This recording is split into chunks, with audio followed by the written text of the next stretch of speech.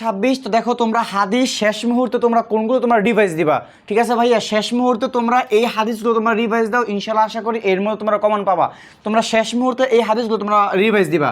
প্রথমে এখানে আছে আমাদের 2 নাম্বার, 3 নাম্বার, তারপর হচ্ছে 50 নাম্বার হাদিস, 44 নাম্বার, এরপর হচ্ছে 185, 184, এবার 4 নাম্বার হাদিস, 12 নাম্বার হাদিস, 49 নাম্বার হাদিস, ঠিক আছে? এরপর আছে এখানে আমাদের 133, 125, এরপর আছে 126, 83, তারপর হচ্ছে 506, 606, 562, এরপর হচ্ছে 526, 765, 793,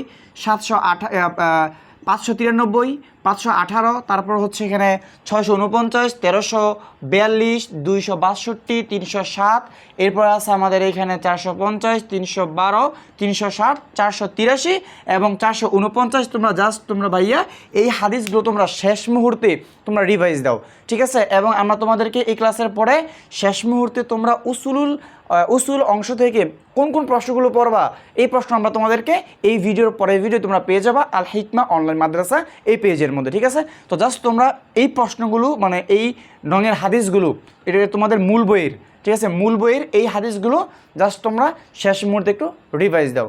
ওকে, আসসালামু আলাইকুম ওয়া রাহমাতুল্লাহি ওয়া বারাকাতুহু।